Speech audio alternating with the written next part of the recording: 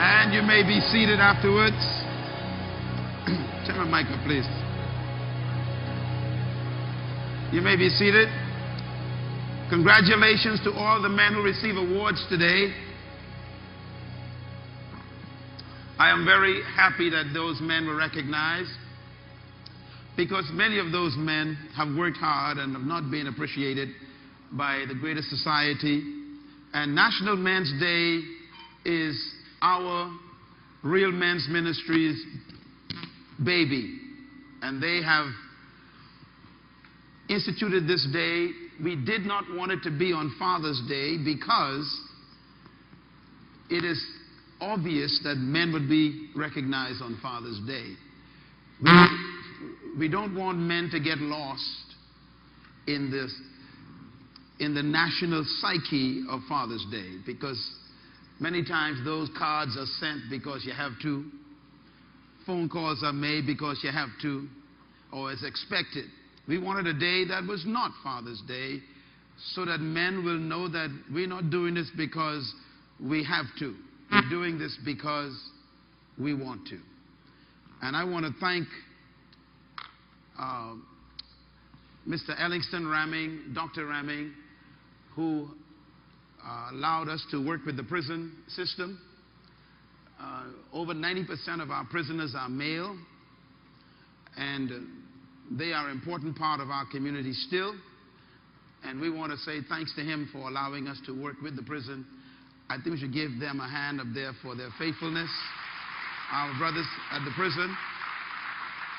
Also want to thank the chaplain at the prison, who worked very closely with us over the years and to help us work with the program there.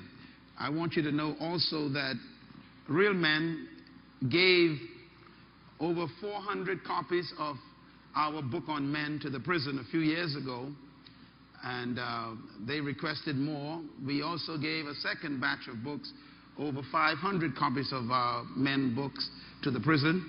And so we've been feeding that particular need up there.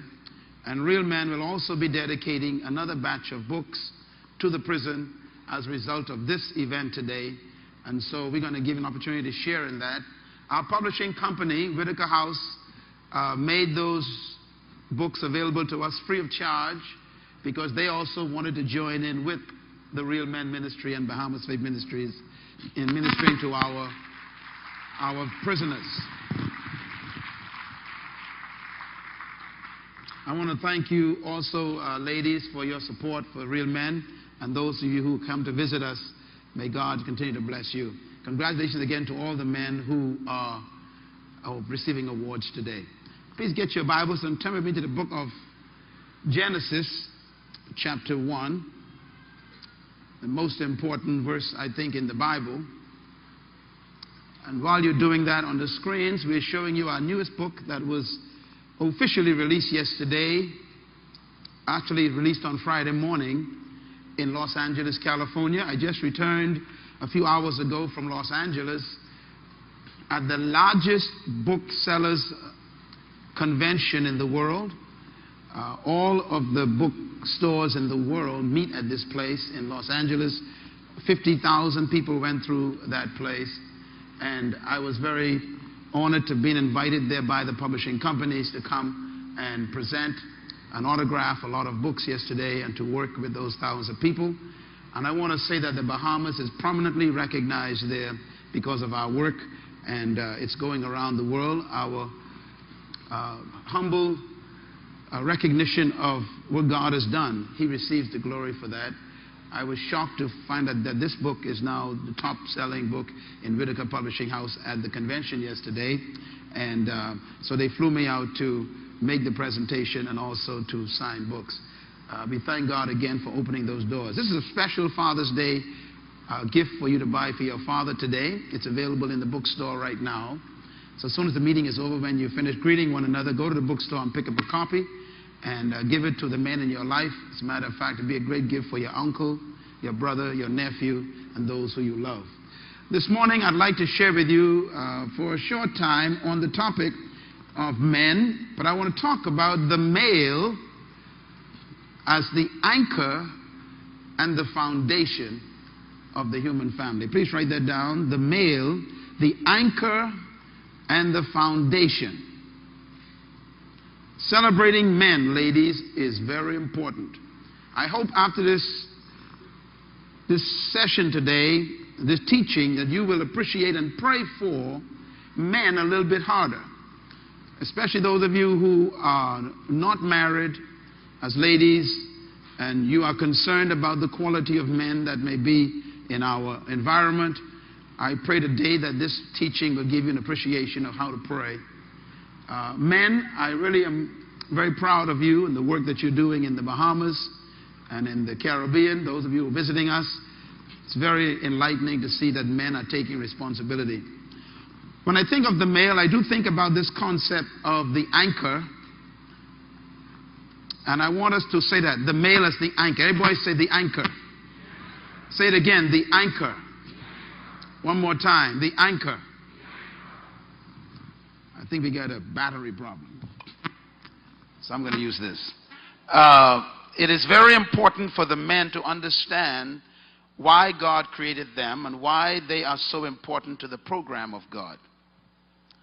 And I believe that men must understand their major role and responsibility in developing the community and the nation and the family. I want to begin with a statement that I think is very true, and that is the world is filled with males but very few men. I repeat, the world is filled with males but very few men. A male is a biological fact. To be a male, all you got to be born is with a certain X chromosome. So no one makes you a male, and no one can make you a female. You're born that way. Some people attempt to change that psychologically and sometimes surgically, but that cannot be changed if it's at the essence of our chromosomal level. A male is a biological fact, but a man is a different story. Because to be a man is a product of training, development. It's a product of spiritual, psychological, and instructional training. There's no manual that comes with a baby, and so most parents got to experiment. And yet no manual comes with a male or a female either, except the Bible. So when a baby is born, no doctor gives you a manual, says it's a boy, read this special book, or it's a girl, read this other book. They simply give you the baby until you go home. And in many cases, parents are lucky. The children come out okay. In some cases, it's not so lucky. In many of those families, those children struggle. First, I want to make a comment about something that all men in this room probably are acquainted with. When I was growing up, like most males, normal males, I was excited about superheroes. I think all men love superheroes, don't we? The funny books, the comic books we call them. We read Batman, we read Superman, we read Spider-Man and all the other man. It's amazing that all of these superheroes have the word man at the end. For example, it is called Superman. Then there is Batman. Then we have Spider-Man. Thank God they ain't got Cockroach Man or Mosquito Man. That'd be interesting, man. We also got the Hulk Man. Now, it's amazing. Why are men attracted to these superheroes? It took me a long time to figure out why. And the thing it is, the older men get, the more they love these men. When the Superman movies came out, they sold over $100 million worth of tickets in the first week.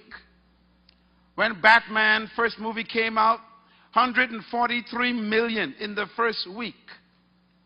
When Spider-Man came out, then Spider-Man 2 came out, $172 million in the first week. And then the Fantastic Four came out. Wolfman, and all these wonderful, and everybody ran to the movies. And they say that 78% of those who bought tickets were male. And these were not boys. These were grown men who wanted to go and see Superman, Batman, the Hulk, Spider-Man. Do you know why we love them, guys? Because each one of these men have what we call an alter ego. Write that down. An alter ego is another man living in that man. That's why we love those men.